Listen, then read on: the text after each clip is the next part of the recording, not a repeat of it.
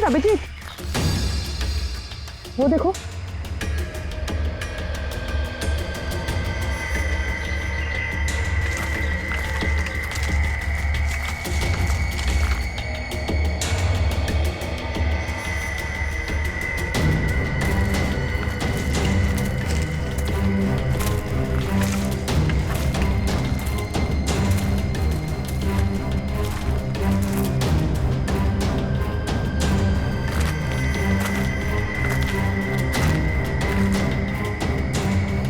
इतने सारे कपड़े, ये जूते, ओह माय गॉड, खून देखा? Oh no.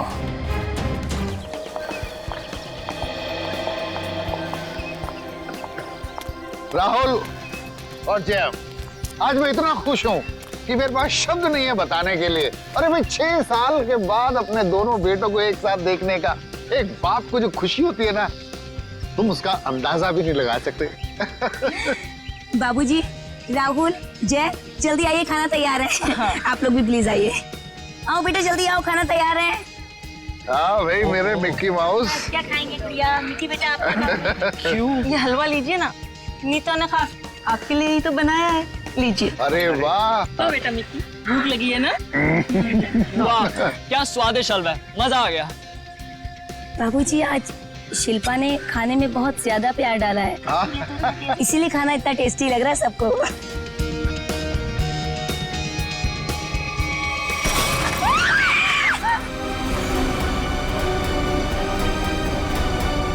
ये क्या?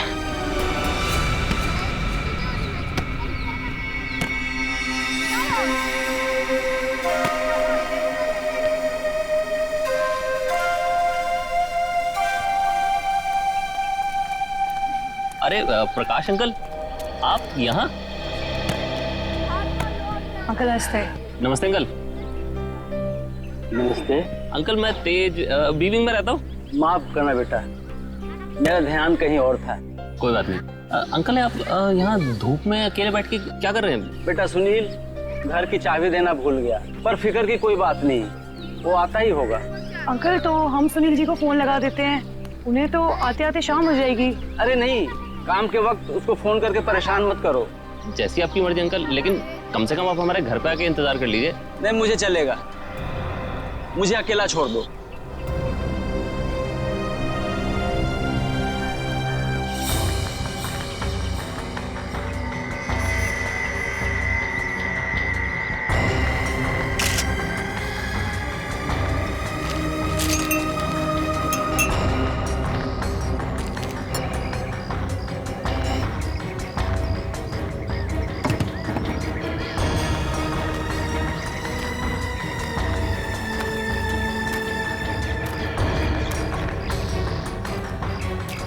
एक बात बताइए जी, आप सब लोग यहाँ पर खाना खाने बैठे थे है ना, तभी ये हाथ खाने में गिरा?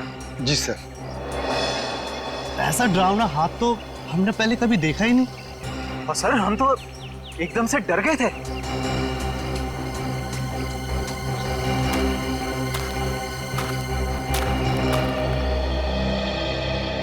सर आपने हाथ तो देखा ही ना सर, गला नहीं है लेकिन खून पूरी तरह से सूख चुका है।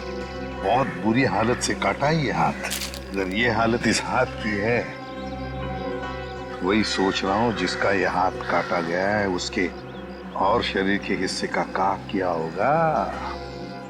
सर क्या ये हाथ देख के हम पता नहीं लगा सकते कि ये आदमी का हाथ है या किसी औरत का हाथ है? ये तो साउंड के बताएगा, उसका काम है।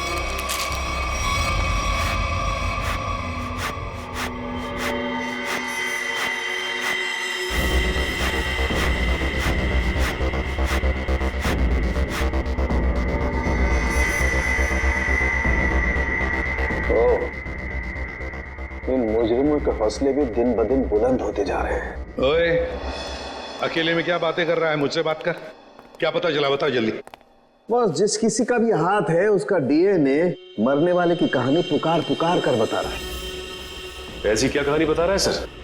सचिन, जिस किसी का ये हाथ है उसकी उम्र 40 से 45 साल की है। और बॉस, इसके साथ जो कुछ हुआ है उसे सोच करके भी रोंगटे खड़े हो जाते हैं। रोंगटे खड़े हो जाते?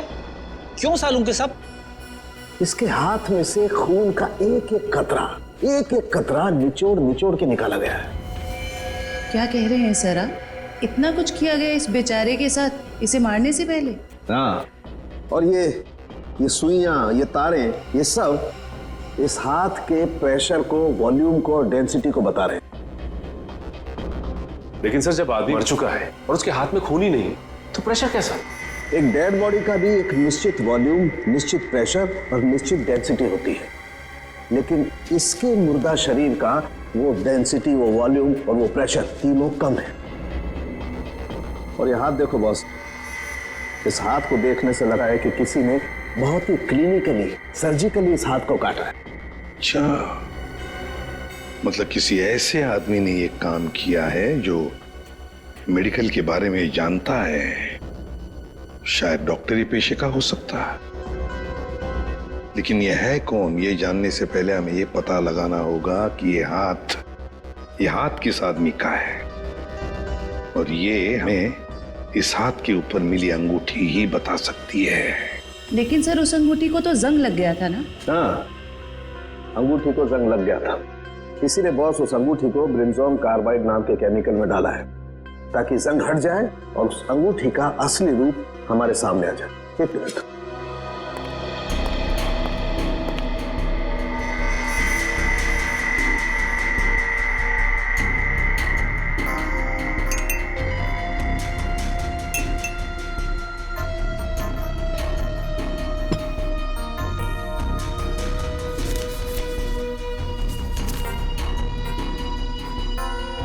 ये देखो बॉस, ये अंगूठी एकदम साफ।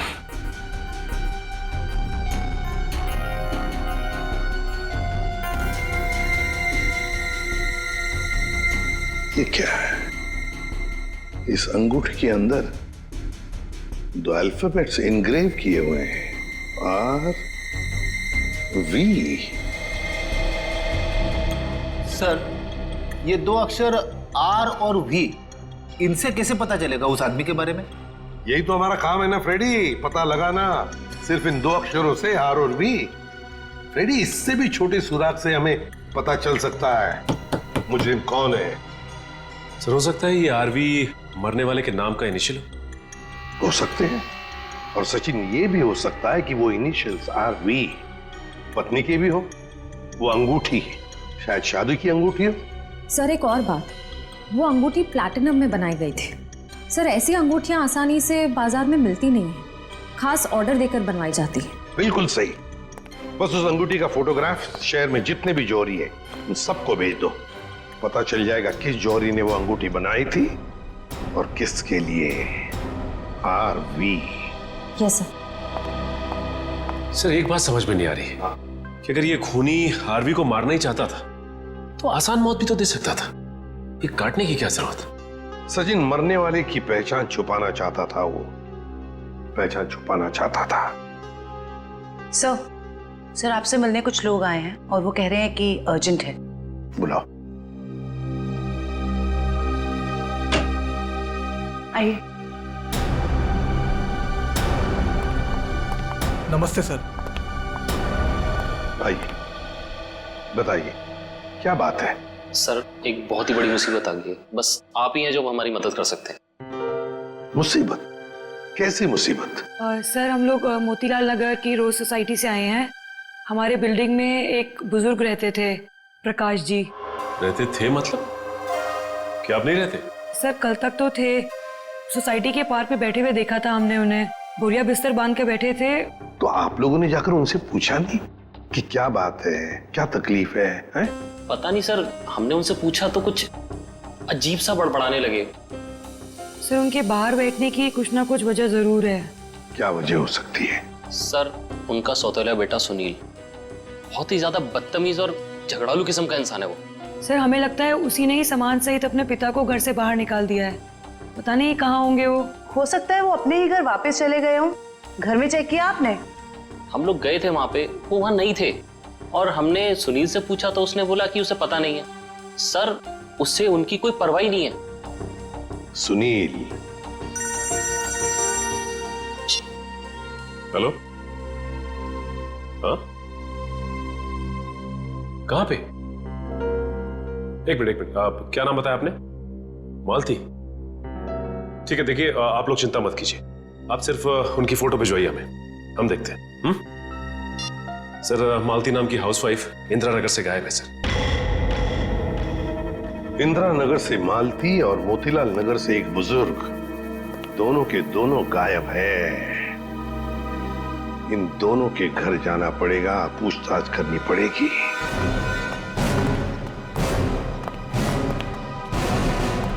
सर, हमने मिस्टर सुनील का घर अच्छे से चेक किया। प्रकाश जी नहीं है वहाँ पे, और ना ही कोई ऐसा सुराग मिला है जिससे प्रकाश जी के बारे में कुछ पता चल सके। सर, मैंने कहा था ना कि मुझे कुछ नहीं पता कि वो कहाँ चले गए। प्रकाश जी तुम्हारे सौतेले पिता थे, तुम्हारे उनके साथ अक्सर झगड़े हुआ करते थे, है ना? क्यों? सर, झगड़े होते थे, पर किस घर में झगड़े नहीं होते। इसमें सौतेली वाली बात कहाँ से आ गई सर? सगे बाप बेटों में भी तो झगड़ा होता है ना। मैंने उन्हें हमेशा सगे से ज्यादा समझा। अगर इतना प्यार था तो फिर उन्हें बाहर क्यों छोड़ दिया? सर, उन पे घर की डुप्लीकेट चाबी थी, चाहते तो घर में बैठ सकते थे। सर, मुझे तो लगता है कि इन दोनों ने मजबूर किया होगा उन्हें घर छोड़ने के लिए। ये आप क्या कह रहे हैं सर? हम ऐसा क्यों करेंगे?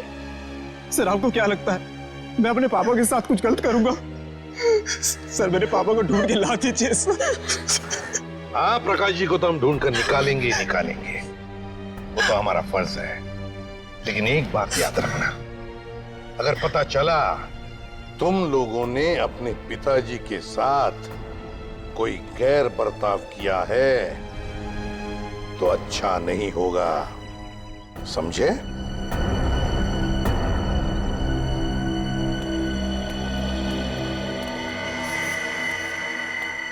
सर, ये वो लेटर है जो मालती छोड़ के गई थी। जरा बच्चों को अंदर लेके जाओ।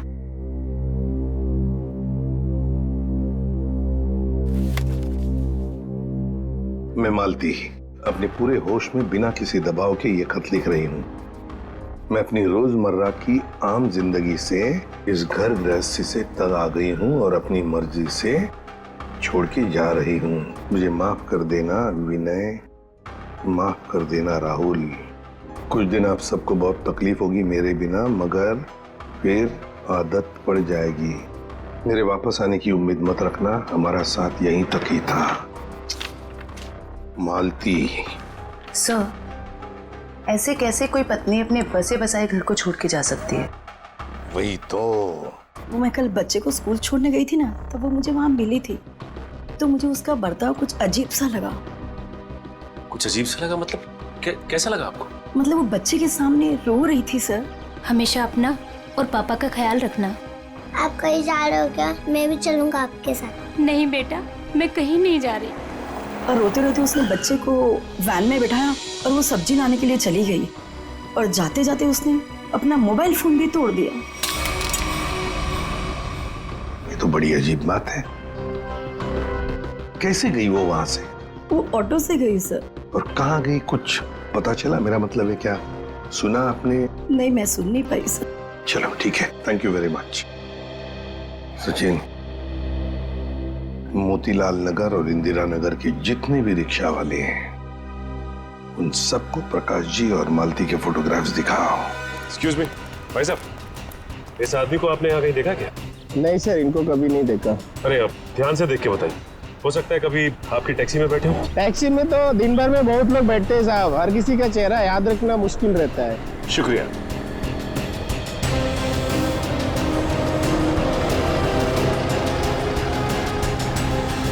भाई साहब, आप देखिए इन्हें, कहीं देखा है आपने? इस बुजुर्ग आदमी को तो मैंने पिंजर की खाड़ी के पास छोड़ा था। पिंजर की खाड़ी?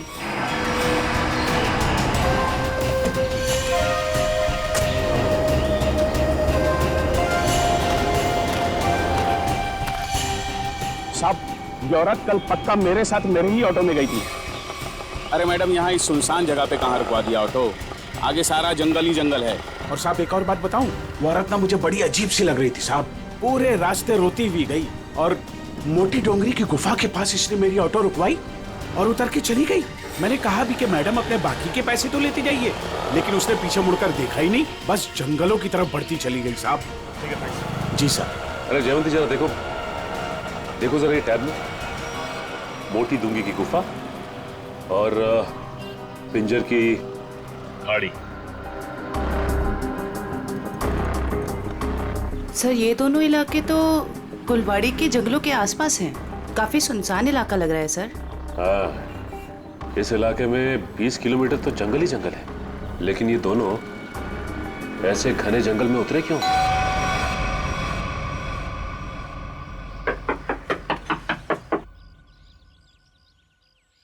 बड़ी अजीब बात है, रिंग पे आरवी गुदा है और नाम हितेन कुमार। हो सकता है इस घर के किसी और सदस्य के नाम के इनिशियल्स हों ये, क्योंकि उस जौहरी को पूरा यकीन था कि इस रिंग का ऑर्डर इसी घर में से किसी ने दिया है। जी कहिए। नमस्ते, हम सीआईडी से हैं। सीआईडी? अंदर आइए।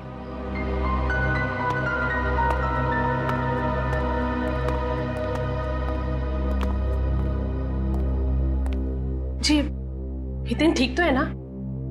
कहाँ है वो? आप उन्हें साथ नहीं लेके आए?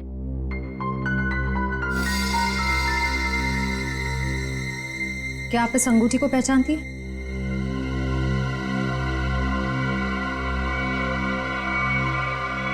संभालिए अपने आप को।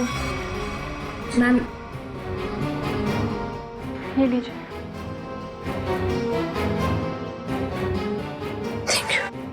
क्या आप बता सकती हैं कि इस अंगूठी पर जो आरवी इनिशियल्स बने हुए हैं, इनका क्या मतलब है?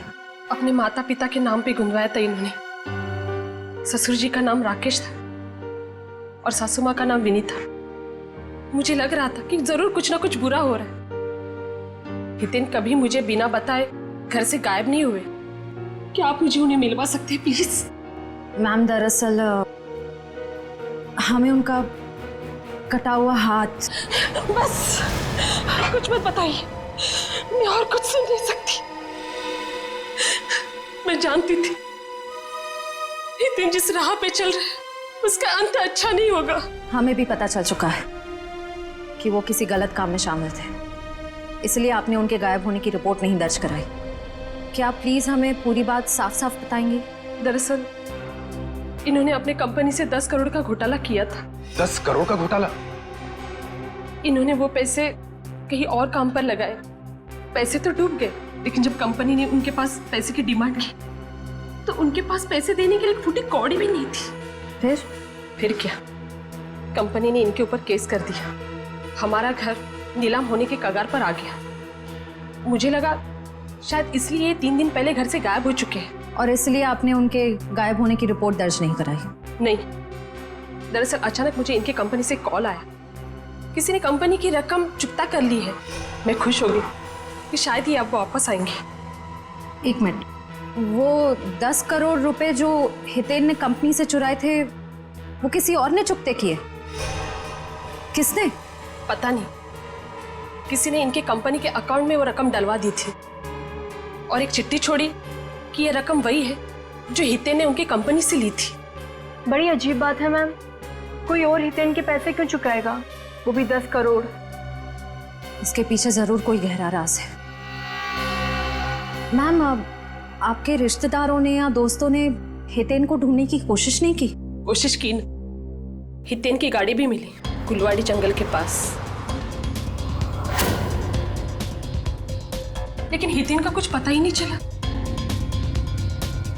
कुलवाड़ी जंगल।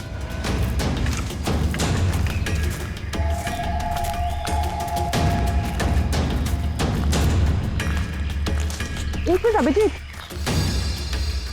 वो देखो।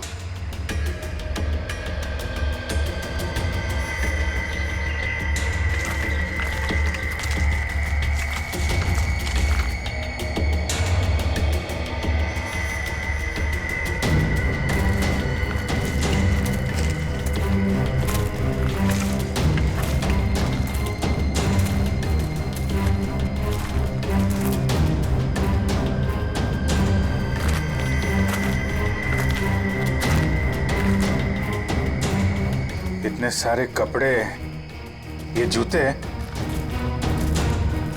ओह माय गॉड, खून देखा? Oh no.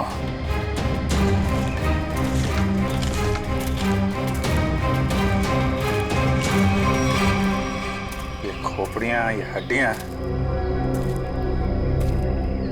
ये जंगल के अंदर चल क्या रहा है?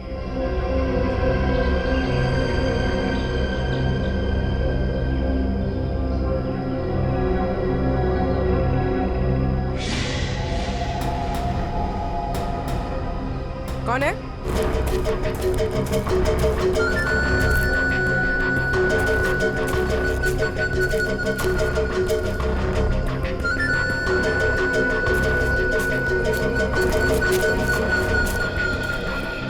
क्या हुआ? वहां तो कोई नहीं है सर। सर वहां पे कुछ था सर। सुनसान जंगल में कौन हो सकता है? ये तो सारे कपड़े, जूते और ये हड्डियों को देखकर लग रहा है कि अलग अलग उम्र के लोगों को शिकार बनाया गया है। बहुत खतरनाक अपराधी है। मासूम भोले भाले लोगों को यहाँ बुला के मार डालता है।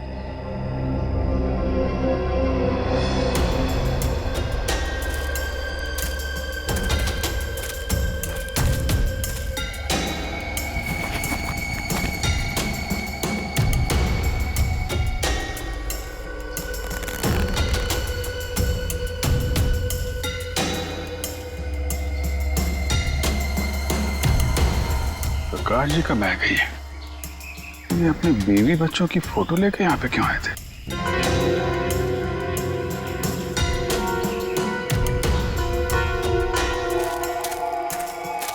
ए रुको! क्या हुआ?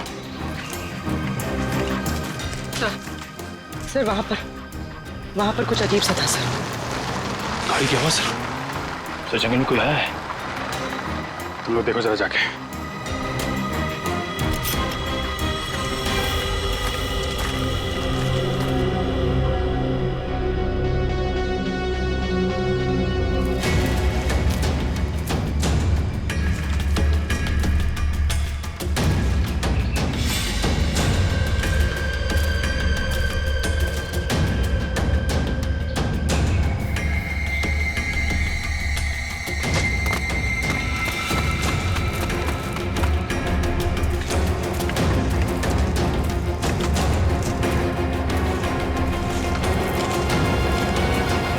हितेन का कटा हुआ हाथ और उसकी गाड़ी मिलती है गुलवाड़ी जंगल के आसपास।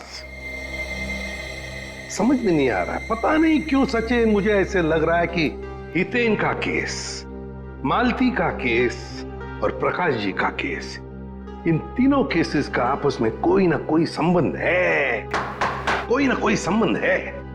सर प्रकाश जी और मालती के बारे में कुछ और पता चला है। क्या? सर ठीक हितेन की तरह ही प्रकाश जी और मालती दोनों कर्जे में थे। प्रकाश जी के बेटे को 5 लाख रुपए देने थे और मालती जी का घर गिरवी रखा था। सर दोनों के गायब होते ही इन दोनों का कर्जा किसी ने चुका दिया। हितेन भी कर्जे में था, मालती भी कर्जे में थी, प्रकाश जी भी कर्जे में थे। तीनों के तीनों गायब होते, तीनों के तीनों आखिरी बार दिखाई पड़ते हैं गुलवाड़ी जंगल के आसपास। काम करते हैं उस लाइन पर, गुलवाड़ी जंगल के लाइन पर जितने भी ऑटो रिक्शा वाले और टैक्सी वाले धंधा करते हैं, सबको यहां लेकर आते हैं। सब हम लोगों को क्यों बुलाया? इसलिए बुलाया है कि हमें तुम लोगों की मदद चाहिए। हम क्या मदद कर सकते हैं साहब आपकी? देखो, खैर गांव से गुलवाड़ी के जंगल के रास्ते पर तुम लोग अपनी अपनी गाड़ियां चलाते हो, है ना? साहब टैक्सी तो पूरे शहर में घूमती है। हाँ, लेकिन सारी टैक्सियां गुलवाड़ी भी नहीं जाती। सिर्फ वही गुलवाड़ी जाती है जो खैर गांव से होकर जाती है। हाँ साहब, गुलवाड़ी पर आकर तो रास्ता ही खत्म हो जाता है, उसके बाद तो घना जंगल आता है साहब। बस तो उसी जंगल के बारे में हम लोग जानना चाहते हैं। वैसे वो रास्ता बहुत सुनसान है ना? हाँ साहब। तो फिर ऐसे सुनसान रास्ते पर ज्यादा लोग तो जाते नहीं होंगे, गिने चुने ही लोग जाते होंगे, है ना? हाँ साहब, बिल्कुल। तो एक बात बताओ, पिछले 2-3 महीनों में क्या तुम लोग किसी पैसेंजर्स को उस रास्ते पर लेके गए थे। याद करो। हाँ साहब, मुझे याद है साहब। मैंने पिछले 3 महीनों में उस रास्ते पर 2 अलग-अलग लोगों को छोड़ा है। मैंने भी एक सवारी को छोड़ा था साहब पिछले महीने। साहब पिछले महीने मैंने भी एक सवारी छोड़ी थी, वो एक आदमी था। तो क्या उन लोगों के चेहरे याद आ रहे हैं तुमको? साहब चेहरा तो नहीं याद, पर उसकी बातें जरूर याद है। बहुत परेशान था वो, किसी से फोन पे कह रहा था कि मैं आ रहा हूँ, कुछ परेशानी तो नहीं होगी ना? साहब मुझे याद आया, मालती जी के अलावा मैंने एक लड़की को भी छोड़ा था और वो लड़की पूरे रास्ते रोती रही। साहब मुझे तो लगता है कि वो लड़की घर छोड़कर भाग कर आई थी। हाँ साहब, और गुलवाड़ी के रास्ते पर उतर गई वो। मैंने अपने सवारी से बोला था यहाँ पर ऑटो और टैक्सी नहीं मिलेगा साहब, पर उसने कोई जवाब ही नहीं दिया। सर ये तो बिल्कुल प्रकाश और मालती के केसेस जैसा है। हाँ श्रेया, ये तीनों के तीनों केसेस एक जैसे ही हैं और जरूर और भी ऐसे केसेस होंगे। लेकिन हितेन, प्रकाश और मालती, इन तीनों के जिसने भी कर्जा चुकाया है उसी ने इन तीनों को गायब भी किया है। समझ में नहीं आ रहा है ये सब करने के पीछे ये खोने का मकसद क्या है? मकसद तो पता नहीं अभिजीत, लेकिन इतना जरूर कह सकती हूँ कि ये एक हॉट ब्लडेड मर्डर है। सोचा समझा किया गया अपराध जो किसी पढ़े लिखे आदमी ने किया है। पढ़े लिखे आदमी?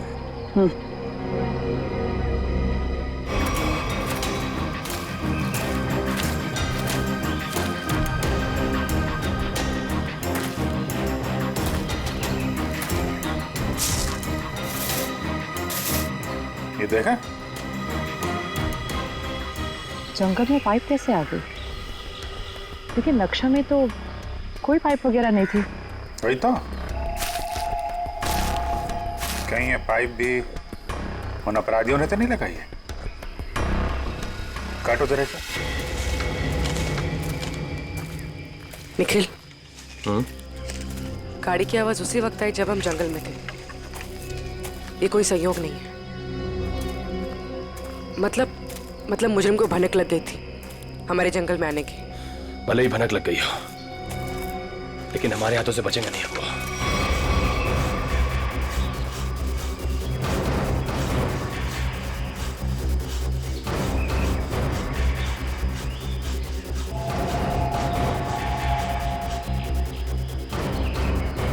बदबू आ रही है।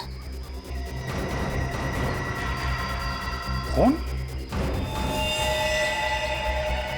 पाइप में खून है। लोगों को मार के, उनकी लाशों को काट के इस पाइप में से खून भेजा जा रहा है। इसे एक आदमी का काम नहीं है, ये पूरा का पूरा गिरोह है। ये पाइप हमें उन तक पहुंचाएगा। सर मैंने मिसिंग पर्संस ब्यूरो से पता लगाया। सर जंगल के पास जो जो लोग गायब हुए थे वो सब कर्जे में डूबे हुए थे। जो जो लोग उस गुलवाड़ी जंगल में गायब हुए सब कर्जे में डूबे हुए हैं। मतलब मेरा शक सही था। ये कोई संयोग नहीं, सोच समझ के बनाया हुआ प्लान है ये, कर्जे में डूबे लोगों को निशाना बनाने का। सर लगता है ये कोई सीरियल किलर है जो कर्जे में डूबे लोगों को ही अपना शिकार बना रहा है। सर सचिन हो तो हम पता लगा ही लेंगे। ये प्रकाश, हितेन और मालती, इन तीनों के फोन रिकॉर्ड चेक किए? Yes sir. क्या पता चला? सर इन तीनों के फोन रिकॉर्ड्स में 3 नंबर ऐसे हैं जो कॉमन हैं। किस किस के फोन नंबर्स है वो? सर 2 नंबर तो बंद आ रहे हैं और तीसरा नंबर किसका है इसका पता नहीं चला है। लेकिन सर इस तीसरे नंबर से किसी जया को फोन किया गया है परसों। तीसरे नंबर से जया को फोन किया गया है?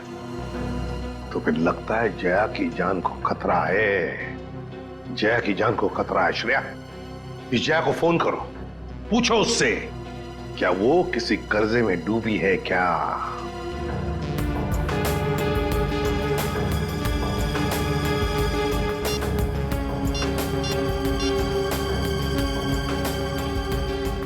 जया, निखिल, ये देखो टायर के निशान। टायर के निशान? अगर टायर के निशान यहाँ है तो गाड़ी भी यहीं कहीं आसपास होनी चाहिए।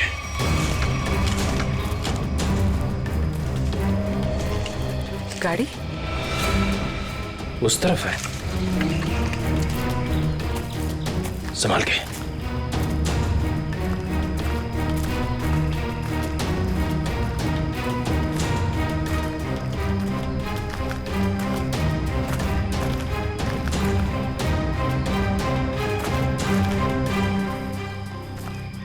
यहाँ तो आसपास कोई नहीं है।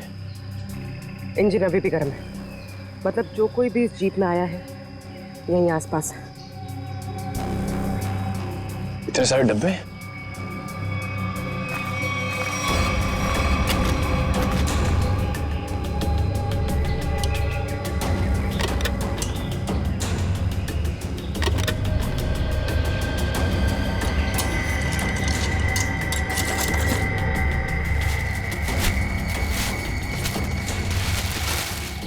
ये तो अस्पताल का सामान है। यहाँ इस जंगल के बीच क्या कर रहा है? वही तो।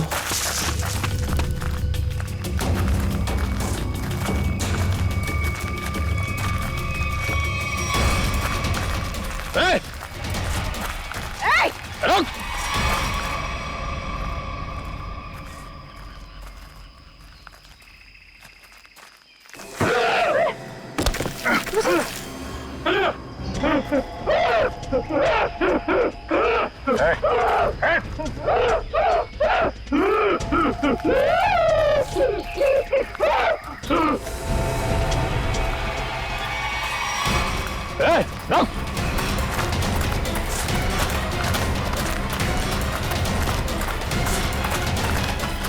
देखो क्या है, क्या बात है? तुम बोलो, क्या बोलना चाहते हो? कहीं से नहीं तो को नहीं मारा। मैं इसकी दिमागी हालत देख के तो नहीं लगता ये। देखो ठीक है, तुम जाओ यहाँ से अभी। चलो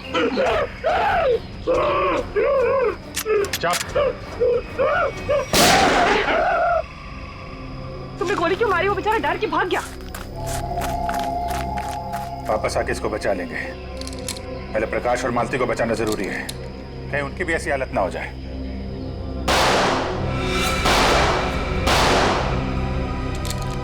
गोली की आवाज? कहीं निखिला पूरी मुसीबत में तो नहीं? लेकिन उन्हें ढूंढेंगे कैसे अभी? जिधर से गोली की आवाज आई है उधर।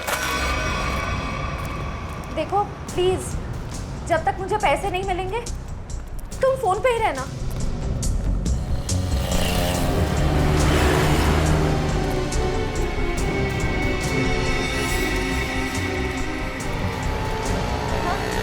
मुझे दुकान दिख गई, मैं आ रही। नहीं, तुम फोन मत रखना प्लीज प्लीज, मैं पहुंच गई।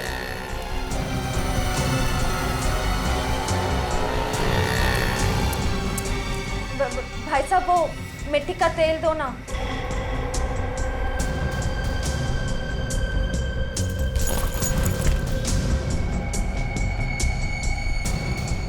मैं सीआईडी ऑफिसर हूं, सीधे से बता दे किसके इशारे पे तूने मुझे बैग दिया, वरना ससुराल की सैर करनी पड़ेगी। वो जा रहा है, नीली कमीज वाला, फोन पर। मयूर, इशिता, वो ब्लू शर्ट वाला। बस बहुत घूम लिया।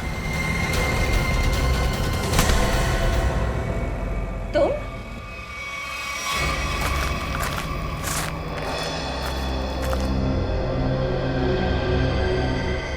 घसीटने का निशान।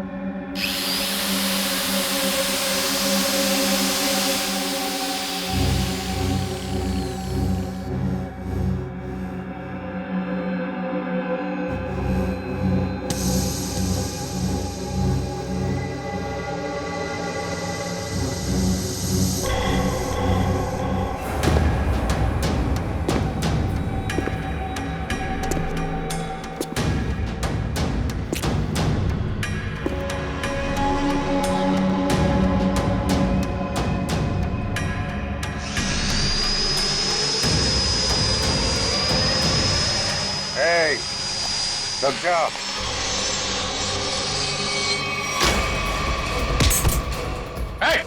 रुक जाओ, नहीं तो इसकी खोपड़ी उड़ा दूंगा।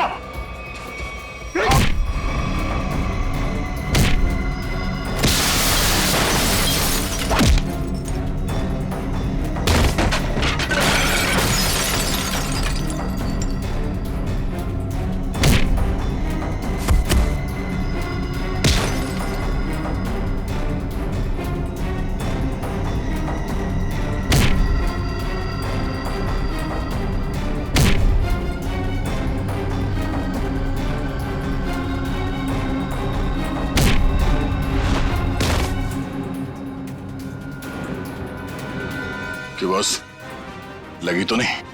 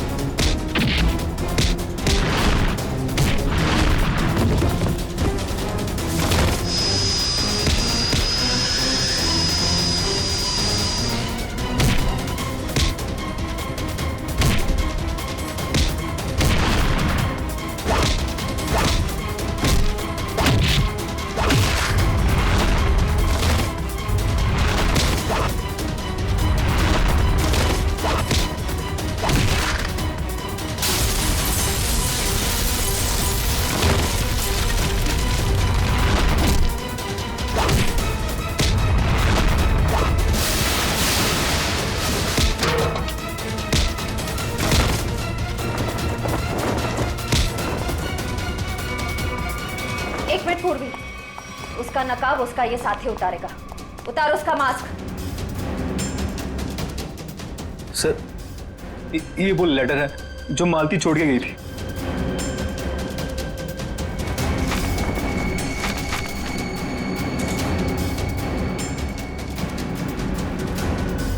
आप क्या कह रहे हैं सर? हम ऐसा क्यों करेंगे? पैसों की लालच में तुम इतनी गिर गई, तुमने इंसानियत को शर्मसार कर दिया। यहाँ तक कि अपने पिता समान ससुर तक को नहीं छोड़ा तुमने।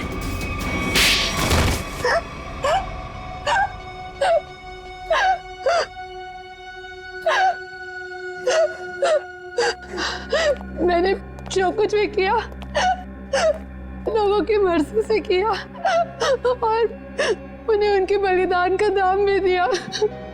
गलत। लोगों की मजबूरी का नाजायज फायदा उठाया तुम लोगों ने। उनके शरीर के अंगों का काला कारोबार कर रहे थे तुम लोग। क्यों? क्योंकि आपकी सरकार ने मेरा डॉक्टर का लाइसेंस कैंसिल कर दिया था। कमाल है, तुम्हारा लाइसेंस रद्द कर दिया तो तुमने लोगों को मारना शुरू कर दिया।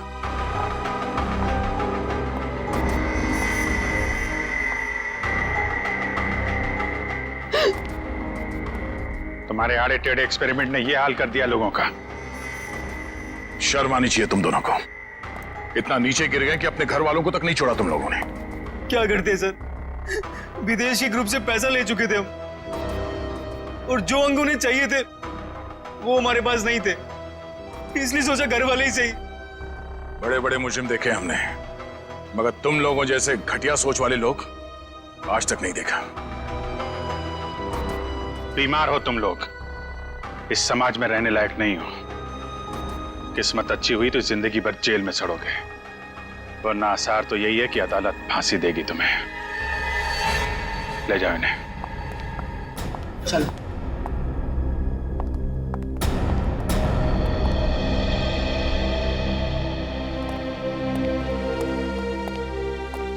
इनका किसी अच्छे अस्पताल में इलाज करवाते हैं। चल।